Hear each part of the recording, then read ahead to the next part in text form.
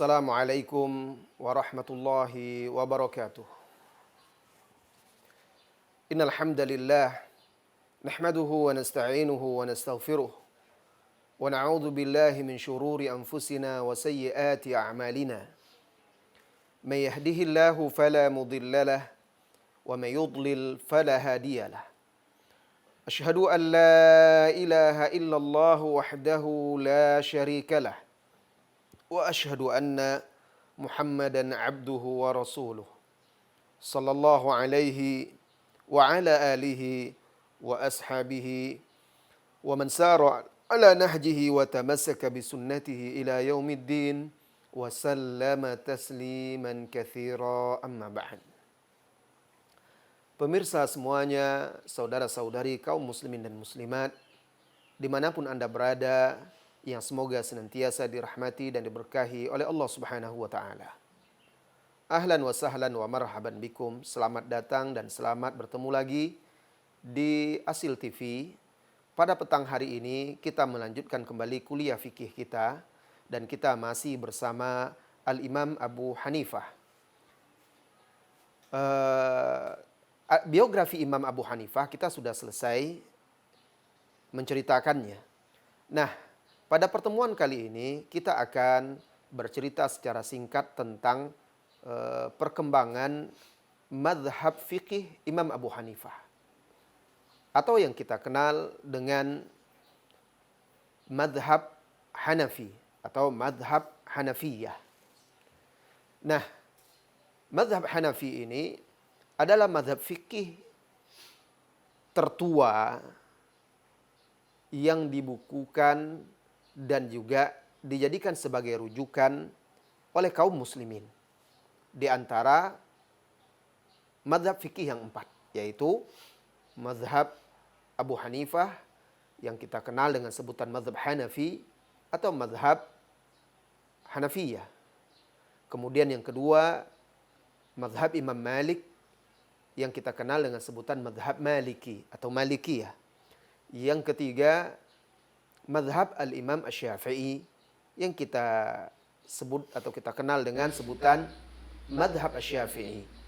Kemudian yang keempat yaitu mazhab Al-Imam Ahmad bin Hanbal yang kita kenal dengan sebutan mazhab Hanabilah atau mazhab Hambali. Nah, mazhab Hanafi adalah mazhab yang tertua di antara 4 mazhab ini. Bagaimana perkembangan dan apa saja fase-fase yang dilalui oleh mazhab Hanafi atau mazhab Imam Abu Hanifah ini.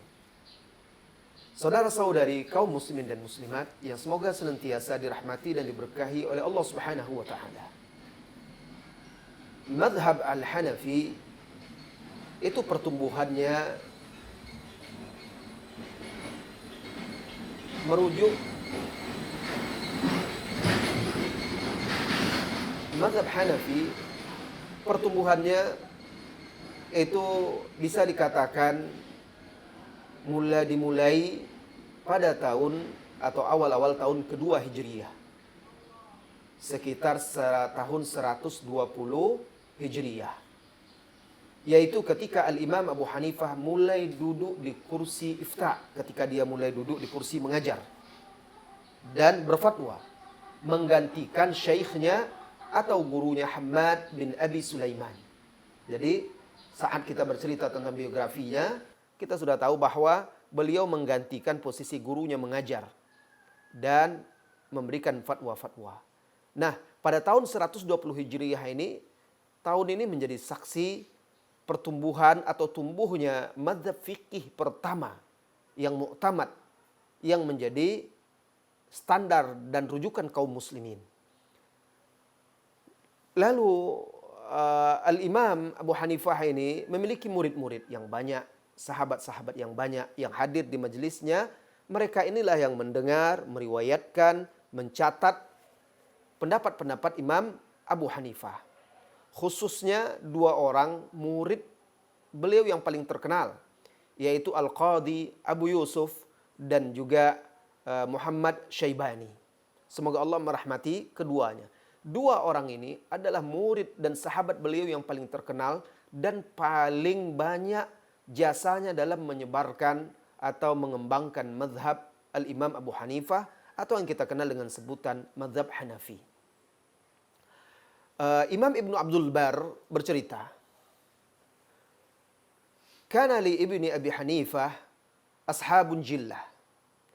Imam Abu Hanifah ini punya banyak sahabat-sahabat dan murid-murid. Ru'asa'un fid dunya, yang menjadi tokoh-tokoh di dunia. Dhahara fiqhu ala aidihim, sehingga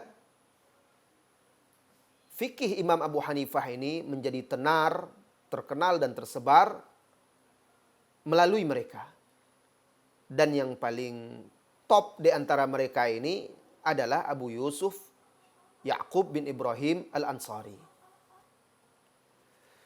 Ibnu Hajar Al-Haytami, salah seorang ulama dalam mazhab Syafi'i, juga menjelaskan, kata beliau, Imam Abu Hanifah ini dikaruniai oleh Allah hadzan wafiran fi atba'ihi. Ruziqa hadzan wafiran fi atba'ihi. Diberi anugerah karunia yang luar biasa pada pengikut-pengikutnya. Faqamu bitahriri usuli madhabihi wa furu'ihi. Mereka pengikut-pengikutnya ini mencatat, merumuskan pokok-pokok mazhab Imam Abu Hanifah dan cabang-cabang fikihnya. Wa am'anu an-nadhara fi manqulihi wa ma'qulihi, dan mereka meneliti fikih Imam Abu Hanifah ini, dalil-dalilnya, dalil-dalilnya ma'qul maupun ma'qulnya, mangkul maupun ma'qulnya, logikanya. Sehingga menjadi mazhab yang pondasi atau usul pokok-pokok mazhabnya itu menjadi kokoh dan juga menjadi sumber faedah-faedah, kata Ibnu Hajar. Ibnu Hajar Al-Haytami. Nah, melalui murid-muridnya ini berkembang. Apalagi muridnya yang terkenal yaitu Abu Yusuf Al-Qadhi ini pernah menjabat sebagai qadhi resmi di zaman Khalifah Al-Abbasiyah Harun Ar-Rasyid. 16 tahun dia menjabat menjadi khalifah. Nah, ketika dia menjabat menjadi khalifah, tentu dia akan mengajarkan mazhab fikih Al-Hanafi. Dan dia, karena beliau pejabat sebagai qadhi, beliau memiliki wewenang dan diberikan amanah waktu itu oleh khalifah, oleh pemerintahan ketika itu. Beliau diberi wewenang untuk memilih qadhi-qadhi di provinsi-provinsi lain. Sehingga kebanyakan yang beliau pilih menjadi qadhi-qadhi adalah dari mazhab Hanafi. Ini salah satu penyebab kenapa mazhab Hanafi itu terkenal dan tersebar cukup luas. Dan sebenarnya mazhab Hanafi ini termasuk salah satu mazhab fikih yang banyak tersebar di dunia ini. Sebagian penulis itu menuturkan sepertiga dari jumlah kaum muslimin di dunia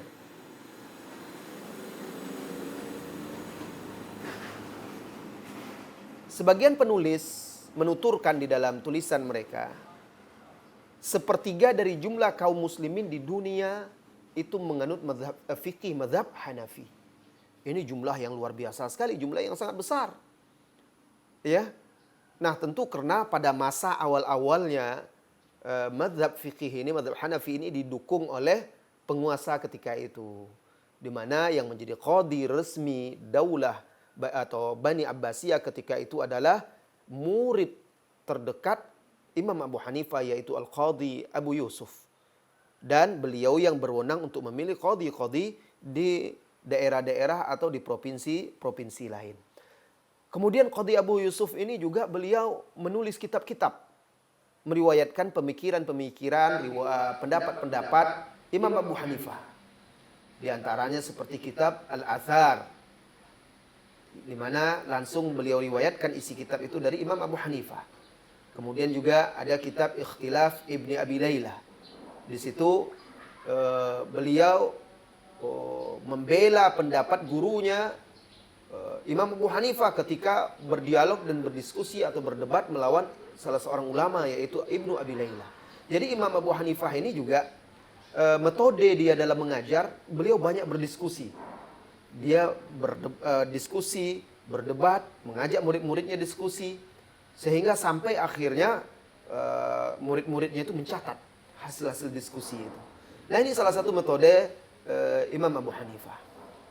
Kemudian juga murid kedua beliau yang terkenal, yang banyak juga jasanya untuk penyebaran mazhab Hanafi ini, yaitu Muhammad Ibnul Hasan Asy-Syaibani. Beliau ini banyak sekali meriwayatkan ilmu Imam Abu Hanifah. Nah,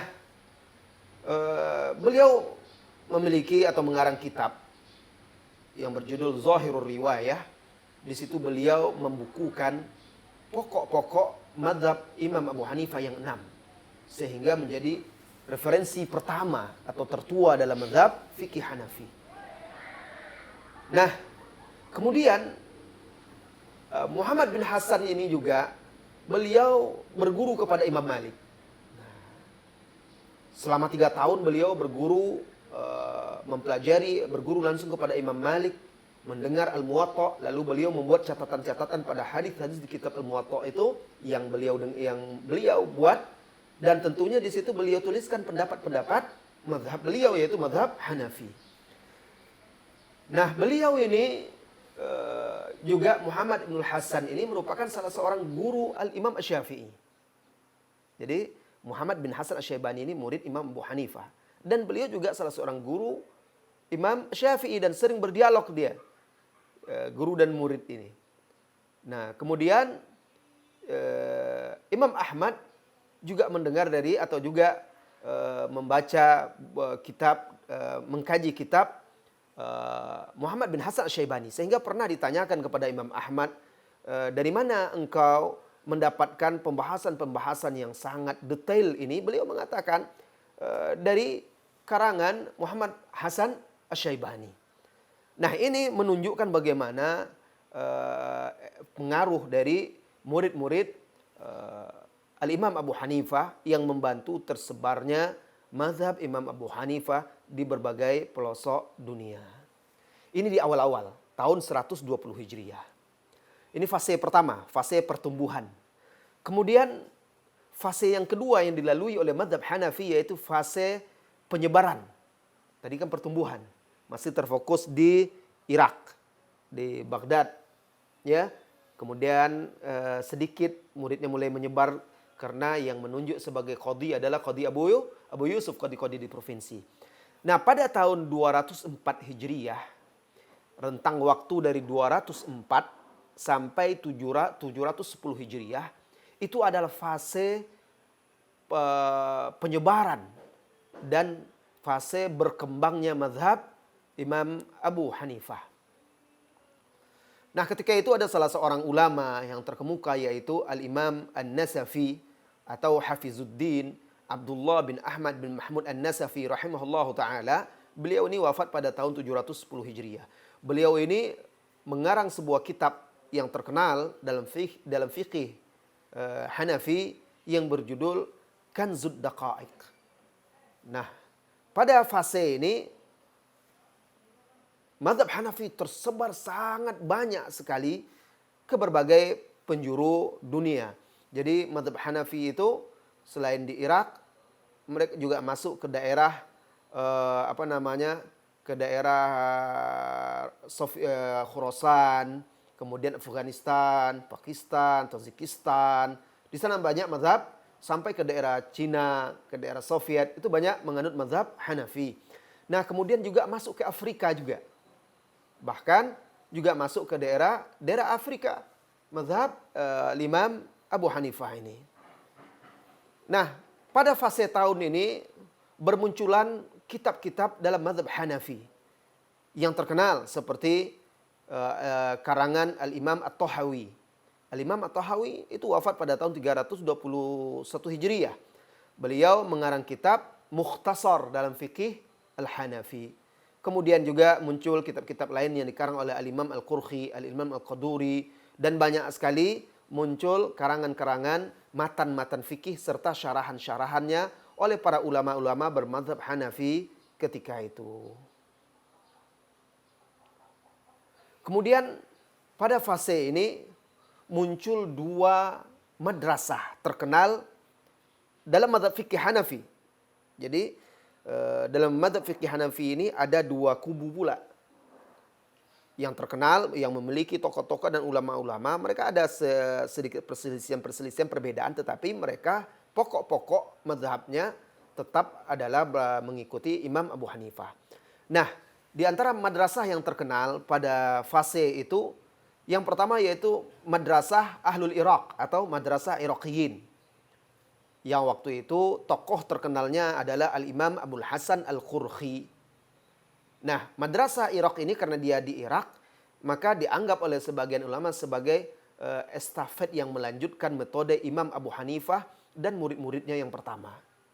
Kemudian di daerah Samarkand atau Samarkand muncul pula madrasah mazhab Hanafi yang waktu itu tokohnya adalah Abu Mansur Al-Maturidi.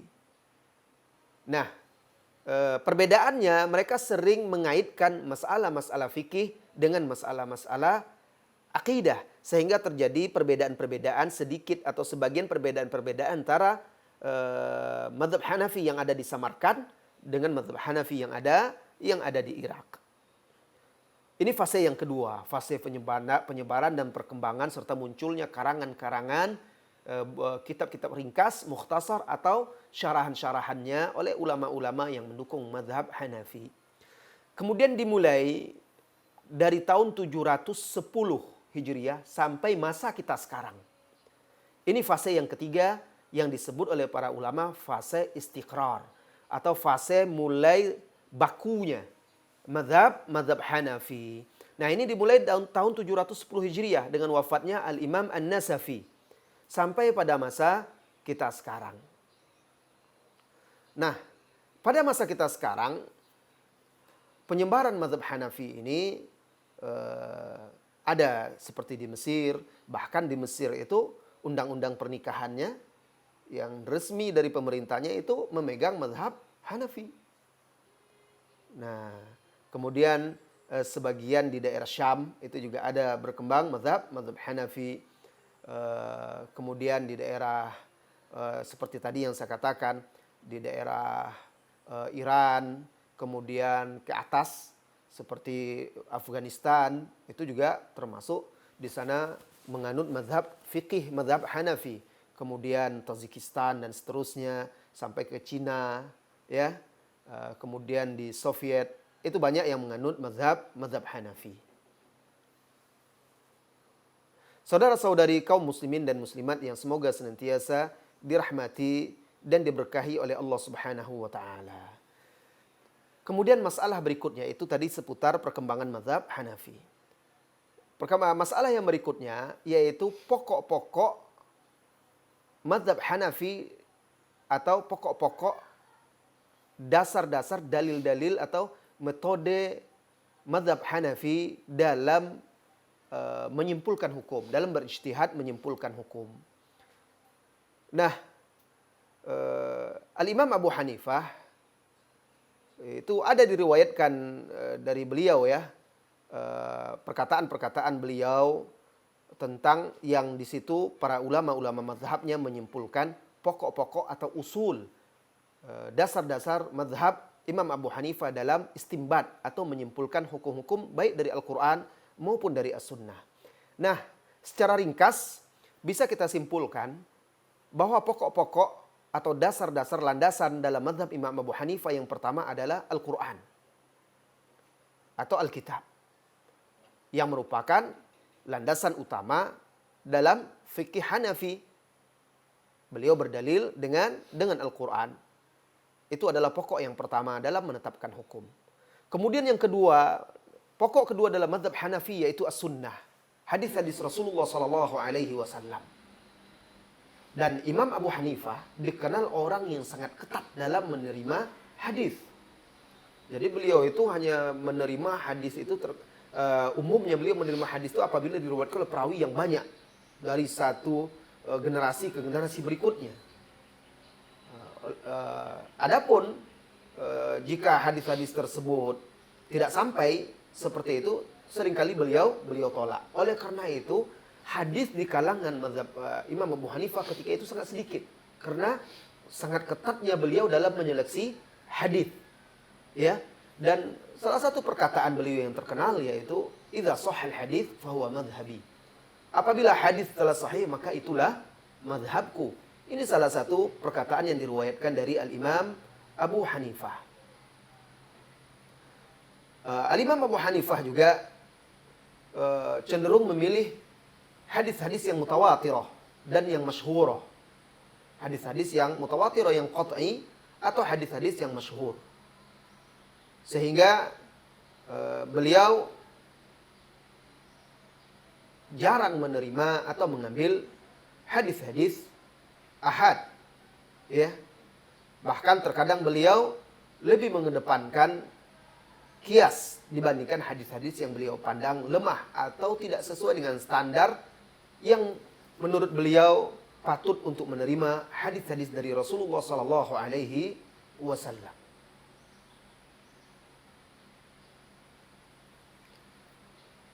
Saudara-saudari kaum muslimin dan muslimat. Imam Abu Hanifah pernah berkata, "Laisa li ahadin min ulama'il ummah yuthbitu hadithan anin nabi sallallahu alaihi wasallam thumma yarudduhu duna iddi'a'i naskhin alaihi bi athari mithlihi au bi ijma'." Apa kata beliau? Tidak boleh bagi salah seorang pun dari ulama umat ini yang telah menyatakan hadis tersebut sahih dari Nabi sallallahu alaihi wasallam lalu menolaknya dengan alasan nasakh, dengan hadis yang semisal dengannya atau dengan alasan ijma'. Kata beliau tidak mungkin. Kalau hadis itu sudah sahih dari Nabi sallallahu alaihi wasallam tidak mungkin ada ijma' yang menentangnya, maka tidak boleh seorang ulama umat ini, kata beliau, menolak hadis yang sahih dari Nabi sallallahu alaihi wasallam. Jadi itu landasannya. Yang pertama landasan beliau apa? Al-Quran dalam menyimpulkan hukum. Kemudian hadis. Kemudian yang ketiga al-ijma'. Beliau juga menjadikan ijma', dan ijma' yang dimaksud di sini adalah ijma' sahabat. Apabila beliau tidak mendapatkan dalil dari Al-Quran, nas dari Al-Quran ataupun nas-nas dari As-Sunnah, lalu beliau mendapatkan ijma', maka beliau menjadikan ijma' sebagai landasan hukum. Beliau berkata di dalam salah satu perkataannya, "Wa hadzal qiyas alladzi nahnu fihi," dan kias ini yang kita amalkan atau kita gunakan, yakunul amal, hendaklah pengamalannya alal kitabi was sunnati wal ijma'. Jadi kias yang mereka gunakan, yang beliau gunakan harus punya landasan. Landasan dari Al-Quran, As-Sunnah, atau yang ketiga yaitu ijma'. Maka ketika beliau tidak mendapatkan ayat-ayat nas dari Al-Quran, tidak mendapatkan nas-nas dari As-Sunnah yang sahih menurut beliau, maka beliau apabila mendapatkan ijma', maka beliau memilih ijma'. Bahkan beliau mendahulukan ijma' daripada qiyas. Ini sama seperti ulama-ulama yang lainnya, ya. Sampai di sini, sampai landasan yang ketiga ini, Al-Quran, hadis, ijma', sama semua imam yang empat. Imam Abu Hanifah, Imam Malik, Imam Asy-Syafi'i, Imam Ahmad, ketiga-tiganya sama-sama berlandaskan kepada tiga landasan ini dalam menyimpulkan hukum dari Al-Quran dan Sunnah. Kemudian landasan yang keempat Imam Abu Hanifah atau madhab Hanafi dalam berijtihad menyimpulkan hukum yaitu perkataan sahabat.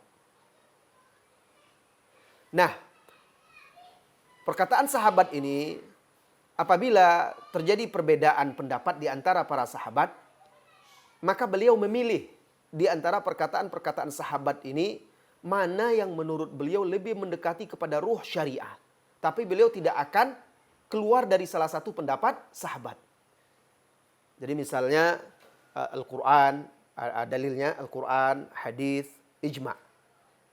Nah, lalu ketika tidak ada nas dari Al-Quran, tidak ada nas dari Sunnah, tidak ada ijma' sahabat berbeda pendapat ya dalam suatu masalah, maka beliau pilih salah satu pendapat sahabat ini yang beliau pandang paling mendekati kepada ruh syariah, yang beliau pandang paling kuat, dan beliau tidak mengeluarkan pendapat sendiri, tidak meninggalkan pendapat sahabat. Misalnya, oh sahabat berbeda pendapat, saya buat pendapat sendiri, tidak. Beliau tetap akan mengambil pendapat sahabat dengan memilih salah satunya.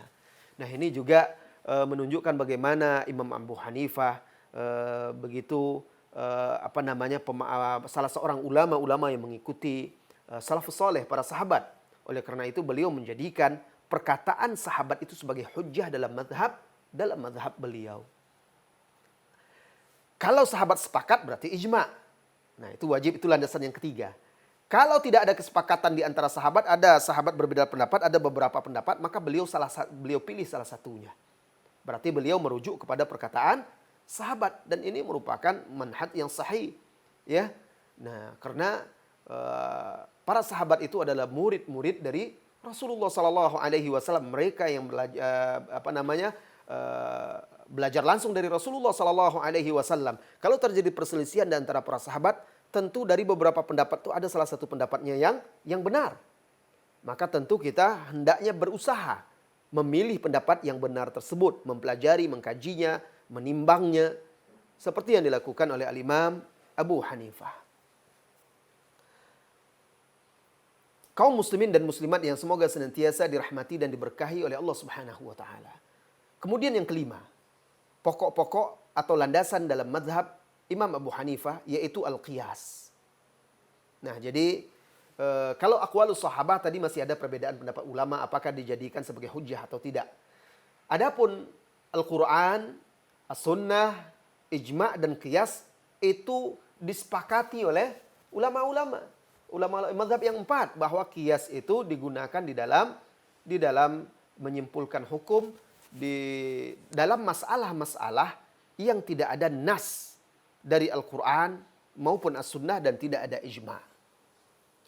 Jadi Imam Abu Hanifah apabila tidak mendapatkan dalil dari Al-Quran, beliau tidak mendapatkan dalil dari As-Sunnah, beliau tidak dapatkan dalil dari ijma', beliau juga tidak mendapatkan pendapat-pendapat sahabat yang beliau pilih atau yang sahih menurut beliau, maka beliau merujuk kepada qiyas atau analogi hukum.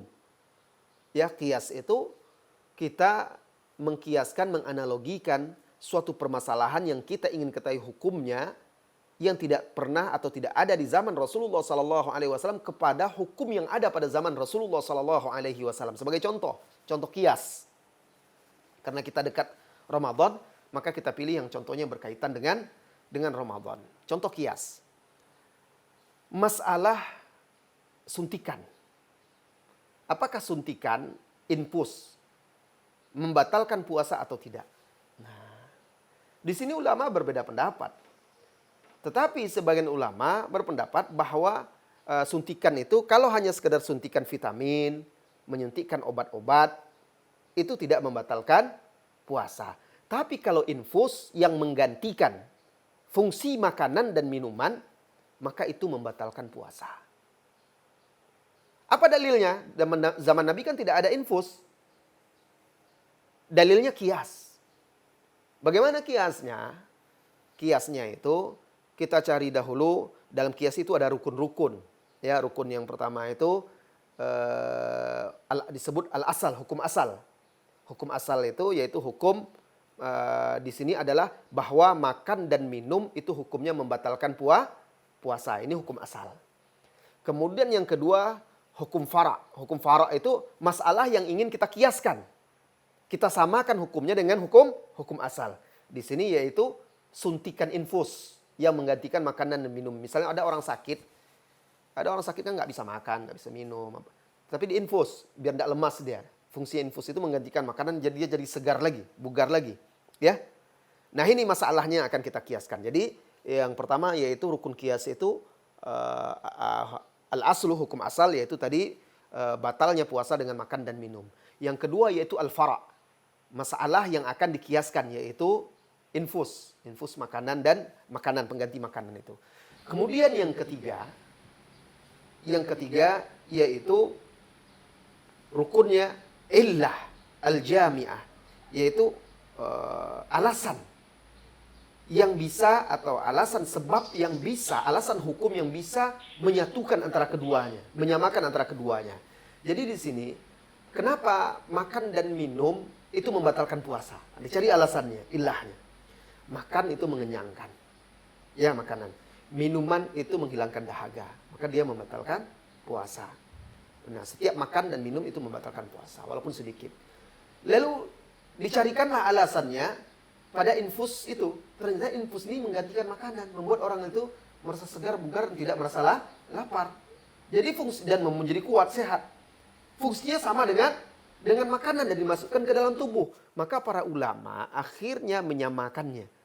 Hukumnya dikiaskanlah. Kenapa? Karena adanya alasan yang sama pada keduanya, maka difatwakan atau ulama berijtihad bahwa suntikan infus itu membatalkan puasa, sama seperti makan dan minum. Ini kias. Ya, ini yang dinamakan atau contoh kias. Nah, kias ini digunakan oleh Al-Imam Abu Hanifah dan juga ulama-ulama lain, ulama-ulama mazhab 4 yang lainnya dalam menjadikannya sebagai acuan dalam menetapkan hukum-hukum yang tidak ada dalil yang tegas, yang jelas dan tegas dalam masalah tersebut. Tapi kalau sudah ada dalil yang jelas dan sahih, tidak perlu lagi ada kias. Nah, jadi Al-Imam Abu Hanifah, beliau apabila tidak mendapatkan Al-Quran, dalil dari Al-Quran, dari hadis, dari aqwalus sahabah, beliau merujuk kepada kias. Tetapi apabila ada nas, beliau meninggalkan kias. Tidak boleh ada kias. Dan ini pendapat yang sahih bahwa tidak boleh ada kias ketika sudah ada nas. Cukup dalil yang dipegang. Kalau sudah ada jelas di Al-Quran, kalau sudah jelas dalam hadis, tidak perlu lagi kias. Bahkan tidak perlu lagi pendapat siapa lagi. Cukup kita mengikuti Al-Quran dan hadis. Kemudian yang kelima.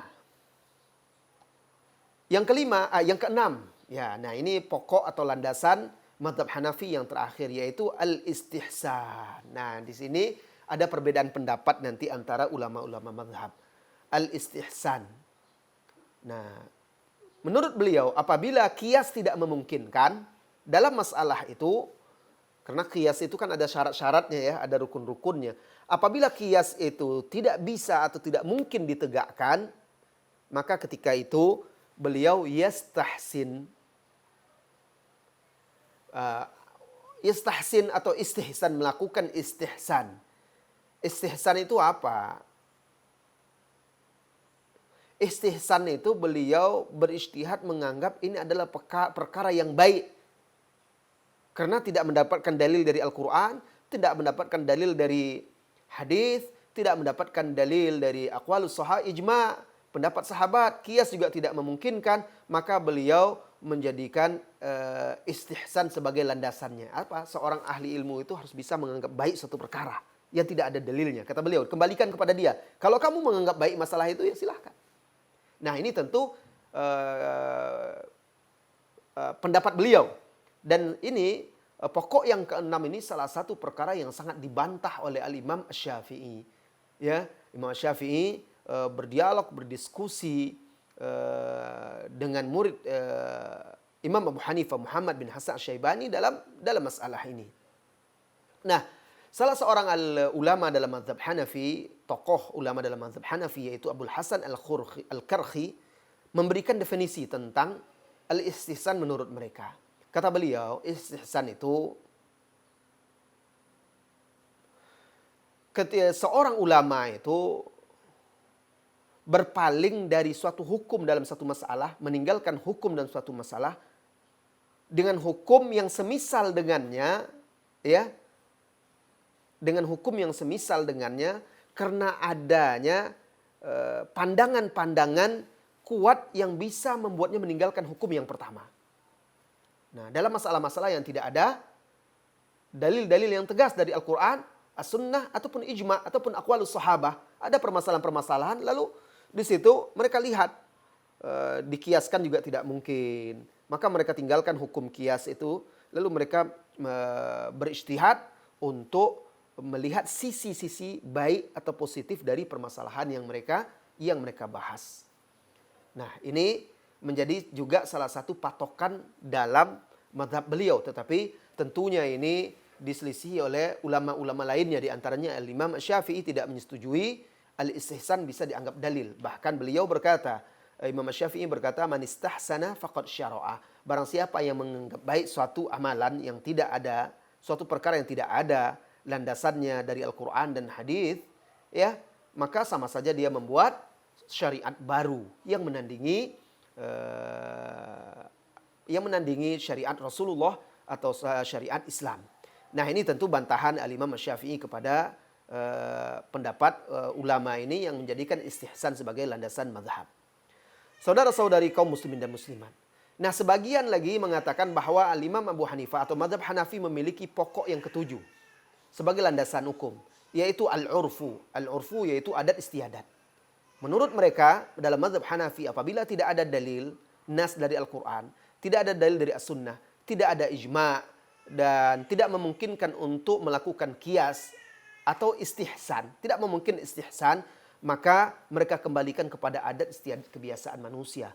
Maka kata mereka dilihat muamalat manusia, lalu disimpulkanlah hukum berdasarkan kebiasaan manusia yang berlaku pada masa itu ketika tidak ada dalil-dalil dari Al-Quran, dari As-Sunnah, dari ijma', dari aqwalus sahabah. Qiyas juga tidak memungkinkan, istihsan juga tidak memungkinkan. Dan ini sebagian mazhab seperti dalam mazhab Syafi'i juga berlaku bahwa hukum adat itu juga bisa menjadi acuan hukum dalam masalah-masalah yang tidak ada dalil dari Al-Quran maupun Sunnah, tidak ada ijma', tidak bisa dikiaskan, maka adat istiadat itu bisa dijadikan sebagai landasan. Tentu ketika itu dipertimbangkan adat-adat itu yang tidak menyelisihi kaidah-kaidah umum agama, kaidah-kaidah umum syariat. Dan biasanya para ulama menjadikan adat sebagai landasan hukum dalam masalah-masalah yang tidak ada keterangan tegas dari Rasulullah. Contoh masalahnya dalam ijab kabul. Nah, baik ijab kabul jual beli, ya, ijab kabul pernikahan, misalnya tidak ada keterangan dari Rasulullah SAW harus pakai bahasa Arab, harus pakai bahasa tertentu.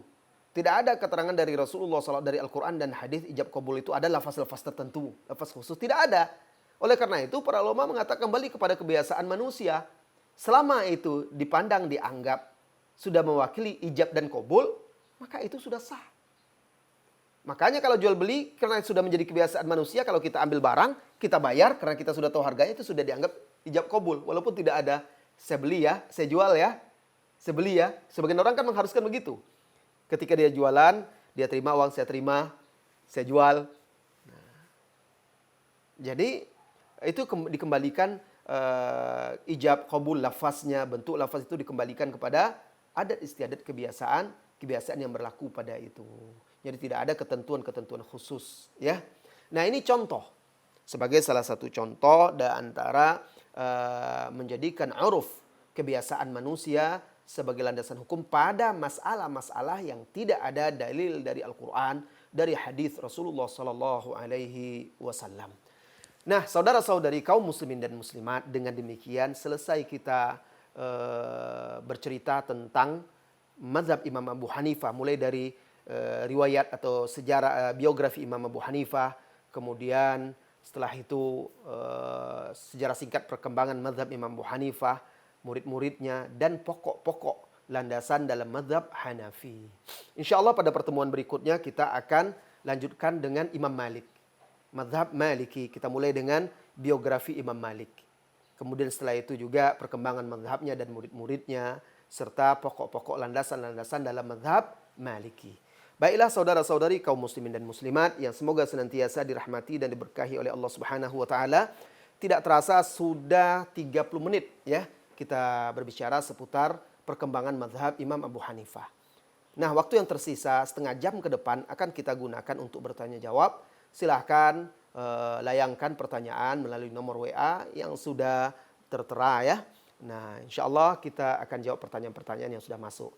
Nah, sekarang ada pertanyaan yang sudah masuk ini. Pertanyaan yang pertama dari Ummu Aisyah di Sukabumi.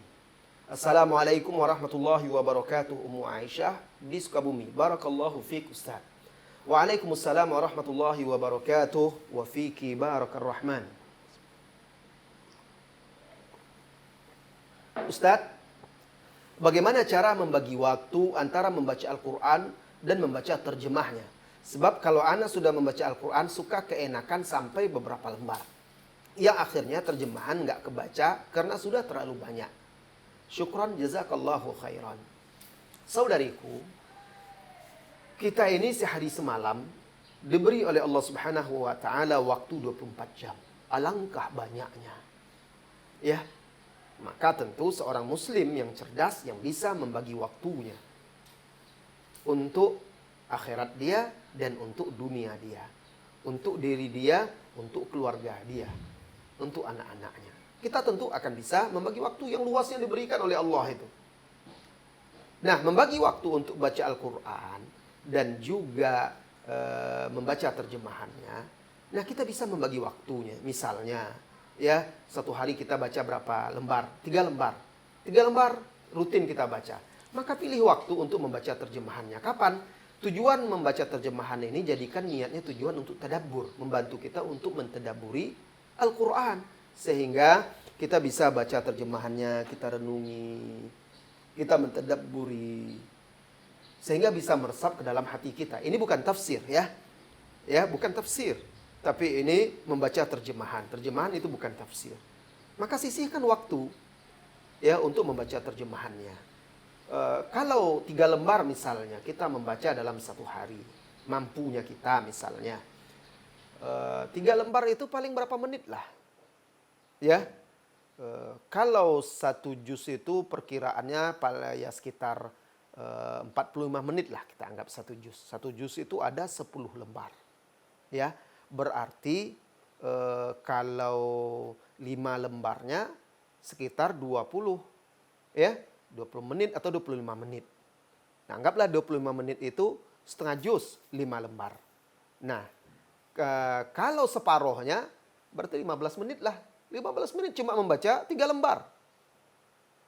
Atau anggaplah 30 menit kita membaca untuk 5 lembar setengah juz. Apakah tidak bisa kita menyediakan setengah jamnya lagi untuk membaca terjemahan? Ya, setengah jamnya lagi untuk membaca terjemahan. Anggaplah kita ini terbata-bata membaca Al-Quran sehingga membutuhkan waktu. Karena berbeda ya, orang yang lancar membaca Al-Quran dengan yang terbata-bata. Mungkin dia butuh waktu. Membaca 3 lembar itu hampir 1 jam. Ya nggak ada masalah, pahalanya luar biasa ya kalau kita ikhlas. Besar pahalanya. Dan banyak manfaatnya. Nanti untuk terjemahan nggak mesti harus waktu itu juga. Bisa malamnya. Bisa nanti sebelum tidur. Menjelang tidur kita di tempat tidur bisa duduk, berbaring sambil baca terjemahannya. Nah, kan bermanfaat waktu kita membaca terjemahan Al-Quran. Jadi tinggal kita aja lagi sebenarnya membagi waktu kita. Tidak mungkin ya. Sedangkan kita bisa menggunakan waktu kita untuk searching, browsing di handphone kita berjam-jam. Masa tidak memungkinkan bagi kita untuk membaca terjemahannya? Tidak bisa kita membagi waktunya dalam 24 jam sehari semalam itu. Bisa saja Anda bangun tengah malam, sholat tahajud, baca Quran sedikit, baca Quran selembar, 2 lembar, kemudian dilanjutkan dengan membaca terjemahan, lalu berdoa kepada Allah Subhanahu wa taala di sepertiga malam terakhir. Allahu a'lam bissawab. Pertanyaan yang berikutnya. Pertanyaan yang kedua. Assalamualaikum warahmatullahi wabarakatuh. Waalaikumsalam warahmatullahi wabarakatuh. Ustaz, ana pernah melihat orang tidak mampu. Lalu ana beri sedikit uang untuk membantu dia. Setelah beberapa hari ana melihat orang tersebut membeli barang yang gak berguna seperti rokok. Bagaimana menyikapinya Ustaz? Syukran, jazakallahu khairan.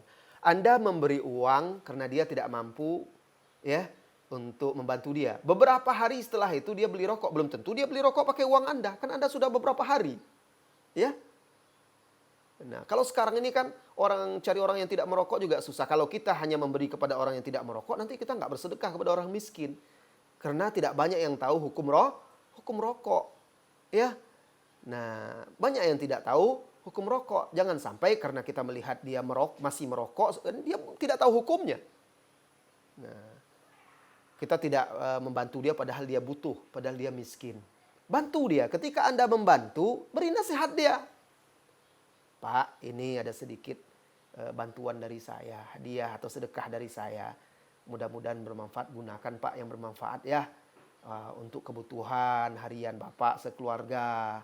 Nah, kalau perlu Anda sampaikan, jangan dibelikan untuk rokok ya. Nah, karena nanti kan sia-sia dibakar-bakar. Kita susah tapi kita malah menggunakan merokok. Lebih baik kita tabungkan uang rokok kita itu kita gunakan untuk yang bermanfaat. Itu cara menasehati, nasehati dengan baik, ya. Nah, nasehati. Besok ngasih uang nasehati ya Pak. Ini ada sedikit bantuan dari saya. Jangan lupa banyak berdoa kepada Allah, banyak beribadah, jangan tinggalkan sholat ya Pak ya. Bersyukur kepada Allah Subhanahu wa taala. Allah masih memberikan kita rezeki dari berbagai macam jalur. Ada dari kita bekerja, ada Allah beri rezeki kita melalui orang lain yang datang memberikan kepada kita. Banyak-banyak bersyukur kepada Allah. Jangan lupa sholat, jaga sholat pada waktunya dan usahakan ke masjid ya Pak. Ini menasehati ya. Sebelum memberi kita menasehati. Oleh karena itu kalau memberi itu kalau bisa antara kita dengan dia saja, jangan depan orang banyak. Karena orang kadang malu dia di depan orang banyak diberi. Kenapa? Kalau kita berdua kan kita bisa beri nasihat. Kalau depan orang banyak malu dia. Maka jadikan pemberian kita itu momen atau kesempatan untuk mendakwahi dia. Pertanyaan yang ketiga.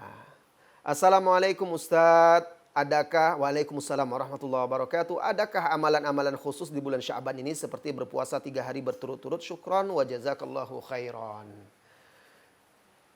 Saudaraku yang bertanya ya, bulan Sya'ban termasuk salah satu bulan mulia.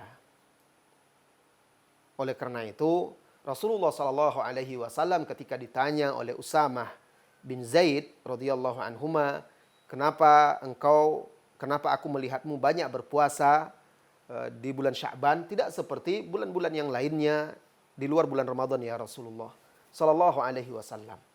Rasulullah sallallahu alaihi wasallam menjawab, "Dzaka syahru yaghfulu anhu katsirun minan nas." Itu adalah bulan yang banyak manusia lalai darinya. Nah, ini menunjukkan ada keutamaan di bulan Ramadan. Salah satu keutamaannya adalah berpuasa. Tetapi berpuasa yang dicontohkan oleh Rasulullah sallallahu alaihi wasallam di bulan Sya'ban ini, di bulan Sya'ban ini adalah banyak berpuasa, bahkan beliau banyak berpuasa setengah bulan atau lebih. Nah, ya, jadi disunnahkan banyak berpuasa di bulan Sya'ban, bukan hanya 3 hari. Kalau Anda mampunya 3 hari ya silahkan, ya tidak ada harus setengah bulan, tidak ada. Kalau Anda mampunya 3 hari berpuasa, puasa. Kalau Anda mampunya seminggu berpuasa, silahkan di bulan Sya'ban. Ya, jadi tidak ada pembatasan khusus, tetapi kalau ingin lebih sempurna seperti yang dilakukan oleh Rasulullah SAW, beliau berpuasa di bulan Sya'ban itu sampai setengah bulan awalnya. Atau bisa lebih, tetapi tidak boleh berpuasa, kata beliau, di sehari atau 2 hari sebelum bulan Ramadan. Karena ada larangan mendahului Ramadan berpuasa sehari atau 2 hari, kecuali orang yang sudah rutin berpuasa. Misalnya bertepatan dengan hari Senin, dia puasa sehari sebelum Ramadan. Nah itu karena dia rutin berpuasa hari Senin, itu tidak ada masalah. Tapi mengkhususkan sehari 2 hari sebelum Ramadan berpuasa, itu tidak ada. Dan juga tidak ada puasa khusus di pertengahan bulan Sya'ban. Khusus pertengahan bulan Sya'ban berpuasa, itu juga tidak ada. Yang ada itu setengah bulan, bukan pertengahan bulan. Setengah bulan berpuasa, ya. Allahu a'lam bissawab.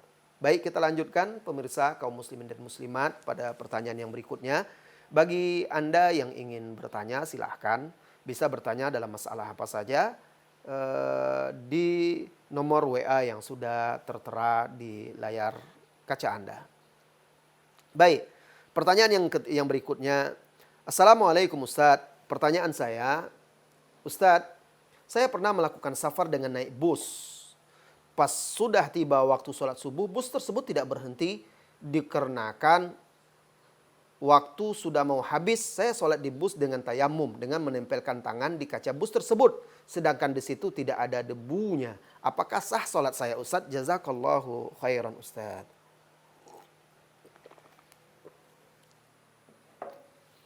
Waalaikumsalam warahmatullahi wabarakatuh. Saudaraku, seharusnya yang Anda lakukan dalam perjalanan naik bus yang perjalanan jauh biasanya ya, datang waktu sholat yang tidak bisa dijamak. Kalau zuhur asar enak kita bisa dijamak, jadi kita bisa sholat di salah satu waktunya. Maghrib dan isya juga begitu ya. Nah masalahnya sholat subuh ini dia sendiri, waktunya terpisah, jadi tidak mungkin dijamak dan tidak boleh dijamak. Jadi saat itu ketika bus itu berjalan dan datang waktu subuh, Anda bisa berbicara kepada sopir. Datang kepada sopir atau kondekturnya bilang, maaf bang, maaf pak, saya minta tolong nanti waktu subuh, tolong cari tempat berhenti, saya mau sholat. Nah, oh nanti sopirnya tidak mau, Ustaz. Coba dulu. Dia tidak akan marah, kan kita mau minta baik-baik kok. Ya, dia kan minta baik-baik. Kita tinggal ngomong baik-baik juga. Kenapa kita takut untuk menegakkan sholat? Kalau diterima, alhamdulillah. Kan begitu harapan kita. Kalau tidak diterima, baru nanti cari solusi yang lainnya. Tapi coba dulu, saya sering dulu perjalanan bus. Zaman saya kuliah di Jakarta dulu, tahun 94 sampai 97. Waktu di Lipia, kami kalau bolak-balik zaman itu kan tentu pakai bus. Dengan teman-teman yang sekarang pada jadi ustadz ya rata-rata. Nah, itu kalau waktu subuh dan kita minta berhenti. Memang dia tidak bisa berhenti seketika. Tentu dia cari tempat masjid misalnya, masjid terdekat. Nah, tidak apa-apa. Ya. Dan beberapa kali kami lakukan itu mereka mau. Bahkan ketika berhenti di masjid, penumpang lain ikut sholat jadinya. Karena orang banyak mau sholat cuma tidak berani ngomong. Orang banyak sebenarnya pengen sholat, cuma dia tidak berani ngomong sama sopirnya. Pak, berhenti dulu pak, sholat. Nggak berani dia. Padahal cuma ngomong aja ya. Nah, ngomong baik-baik. Kalau berhenti, nanti pasti, atau insya Allah akan banyak yang ikut sholat itu. Sebentar kan tidak lama, bilang kepada sopir sebentar aja. Cuma 2 rakaat. Dan jangan pula, nanti sholat panjang-panjang pula ya. Tentu marah sopir kita. Dia akan punya target-target yang harus dia kejar. Kalau ternyata sopirnya tidak mau berhenti, nah, anggaplah sopirnya tidak mau berhenti. Apa yang kita lakukan? Kalau memang tidak mau berhenti, kalau bus-bus itu bus-bus jarak jauh biasanya kan ada toilet, ya kan? Bisa berwudhu di situ. Airnya, loh, Anda tidak punya air, masa sudah tahu perjalanannya akan masuk waktu sholat, Anda kan bisa menyediakan air, beli aqua dan segala macam. Harusnya kalau kita ini sudah biasa atau ingin safar, kita harus siapkan bekal kita. Kita sudah tahu naik bus dari sini ke Jakarta, nanti ini subuh akan kena nanti di jalan ini. Nah, waktu berhenti terakhir malam, ya, perberhentian terakhir kita sudah siapkan beli botol air, beli air atau isi botol air. Nanti masuk ke WC, kan ada toiletnya dalam bus itu. Wudu, selesai. Nah, adapun tayamum di kaca itu nggak bisa, di tempat duduk nggak bisa. Kenapa? Anda sendiri mengatakan nggak ada debu. Allah Subhanahu wa taala mengatakan ketika tidak ada air, fatayammamu sha'idan thayyiba. Maka bertayamumlah kamu dengan permukaan tanah yang baik. Debu, tanah atau yang berkaitan dengan tanah. Tembok bisa karena dia mengandung tanah ya, masih hubungannya dengan tanah. Lantai ini bisa karena dia masih hubungannya dengan tanah, kecuali kalau kayu ya lantainya. Kayu ini nggak ada unsur tanahnya. Nah, jadi kalau kaca tentu tidak bisa. Debunya tidak, tanah tidak ada di situ. Jok mobil juga tidak ada. Anda sendiri yang mengatakan tidak ada debunya, maka tidak sah tayamumnya. Baiklah, bus tidak bisa berhenti. Kita tidak ada air, tidak bisa bertayamum. Nanti waktu habis. Nah, sebagian ulama mengatakan sholatlah kita dengan kondisi kita ketika itu. Sholat tidak boleh ditinggalkan. Bagaimanapun, tetap sholat saat itu dengan kondisi kita. Sebagian ulama mengatakan sholatlah di bus itu, nanti setelah turun, setelah berhenti, kita ulangi sholat lagi. Berwudu. Nah, ini tujuannya tadi, tujuannya adalah karena waktu untuk menunaikan kewajiban kita di waktu wajibnya. Ini menurut sebagian ulama. Tapi sebagian ulama lagi mengatakan tidak perlu diulangi karena memang kondisi sangat darurat. Tapi saudaraku, tahapan-tahapan ini perlu dilalui dahulu.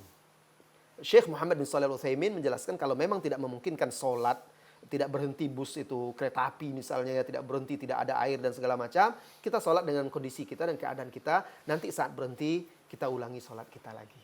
Nah, ya. Tapi usaha dahulu, lalui tahapan-tahapan itu, meminta sopir berhenti, kemudian berusaha mencari air untuk berwudu. Jika tidak, maka sholatlah dengan kondisi dan keadaan kita, karena kondisi darurat itu membolehkan sesuatu yang tidak boleh. Bahkan para ulama membahas misalnya kita berada di suatu tempat yang misalnya pakaian kita dicuri orang, tidak ada pakaian lagi. Ya, sehingga kita terpaksa sholat, sebagian aurat kita terbuka. Bagaimana hukumnya? Tetap sholat, tapi berusaha mengkondisikan Supaya jangan terlalu tersingkap. Misalnya sholat kita dengan keadaan duduk. Isyarat saja. Sehingga lebih tertutup. Nah, seperti itu. Itu dalam kondisi-kondisi darurat diberi contoh-contoh oleh para ulama-ulama kita. Dalam kondisi darurat apapun, sholat tetap dilakukan dengan kondisi tersebut dan berusaha semaksimal mungkin untuk mengurangi pelanggaran. Allahu a'lam bissawab. Masalah yang berikutnya, atau pertanyaan yang berikutnya ya.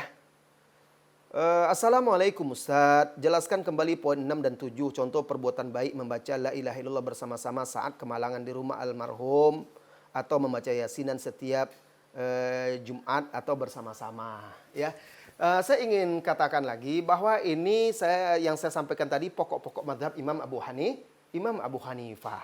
Sedangkan dalam mazhab Imam Syafi'i, istihsan menganggap baik suatu amalan itu yang tidak ada dasarnya itu tidak boleh.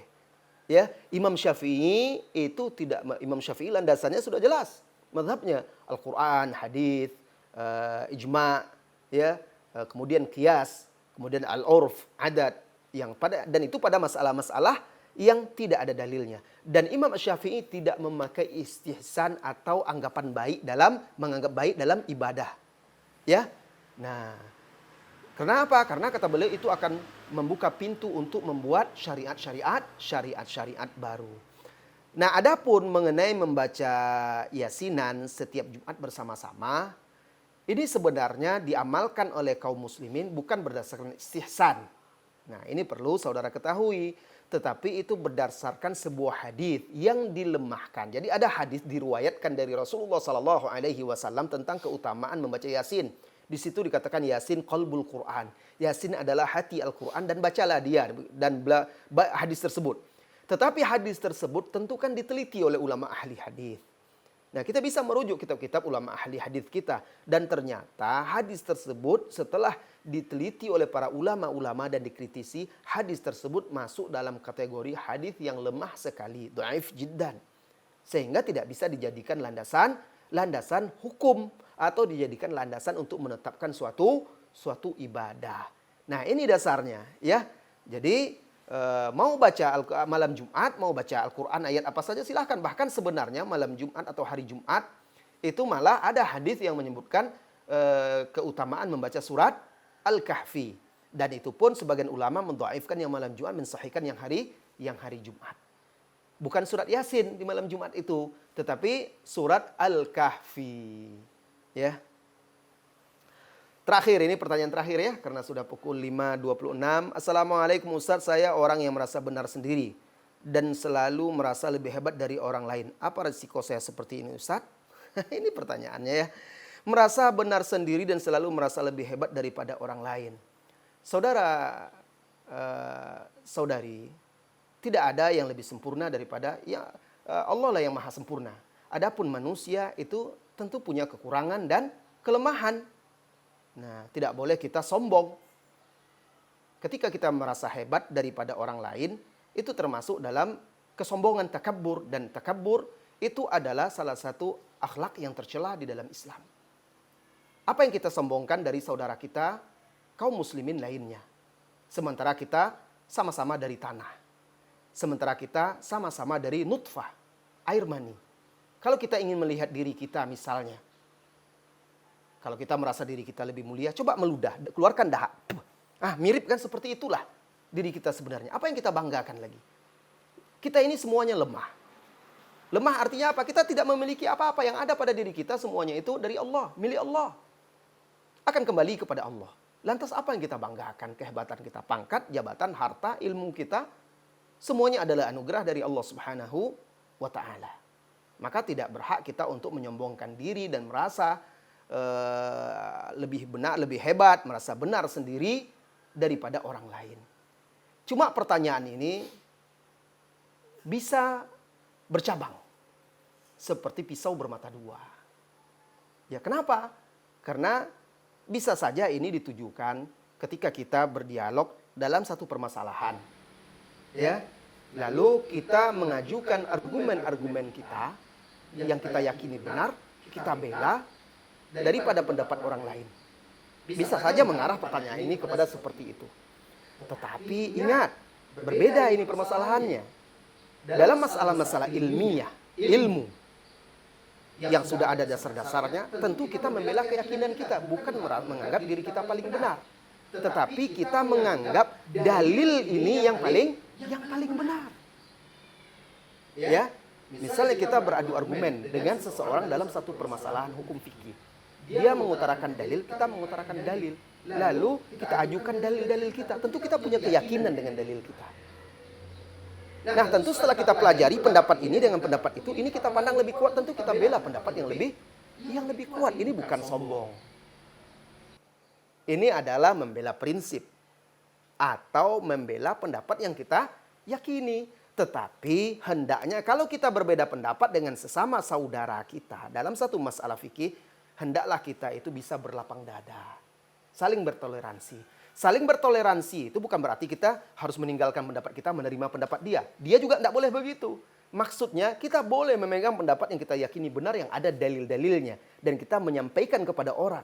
Tapi kita harus memberi ruang kepada orang lain untuk juga memegang pendapat yang dia yakini.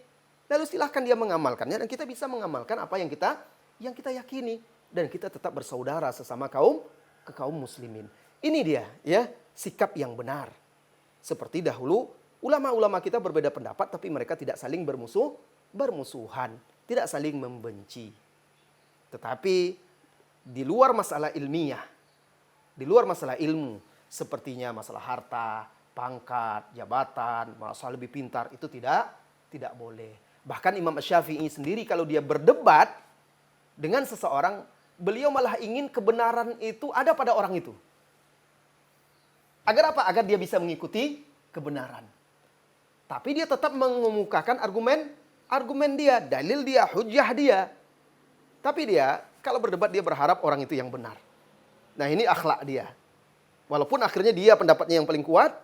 Kenapa? Karena dia ingin kalau orang itu benar, dia ingin mengikuti kebenaran. Karena orang yang menolak kebenaran itulah dia yang sombong. Apa kata Rasulullah SAW? Al-kibru batarul haq wa ghamtun nas. Kesombongan itu adalah menolak kebenaran dan menghinakan manusia. Maka bagaimana cara kita menghilangkan kesombongan dari diri kita, merasa lebih hebat dan lebih baik? Kalau kita lihat saudara kita itu lebih tua dari kita, maka renungkanlah dan camkanlah dalam hati kita, dia lebih tua dari saya, dia hidup lebih duluan dari saya, tentu amal soleh dia lebih banyak daripada saya, dia lebih dahulu beribadah daripada saya. Saya ini siapalah? Ilmu dia mungkin juga lebih banyak daripada saya. Kalau ternyata orang itu lebih kecil, lebih muda daripada kita, maka camkan, tanamkan di hati kita. Saya ini lebih tua daripada dia. Saya lebih dahulu daripada dia hidup. Berarti saya lebih duluan pula berbuat dosa. Mungkin dosa saya lebih banyak daripada dia. Untuk apa saya sombong di hadapan dia? Seperti itu kita bersikap untuk mengikis kesombongan dari diri kita. Saudara-saudari kaum muslimin dan muslimat yang semoga senantiasa dirahmati dan diberkahi oleh Allah Subhanahu wa taala, mudah-mudahan bermanfaat. Dan saya mohon maaf apabila ada khilaf dan salah. Mudah-mudahan Allah Subhanahu wa taala mengampuni dosa kita semua dan semoga Allah menyampaikan kita pada bulan Ramadan, mempertemukan kita dengan bulan Ramadan dengan penuh keimanan, ketakwaan dan juga amal soleh. Wassallallahu wasallama ala nabiyyina Muhammadin walhamdulillahirabbil alamin. Assalamualaikum warahmatullahi wabarakatuh.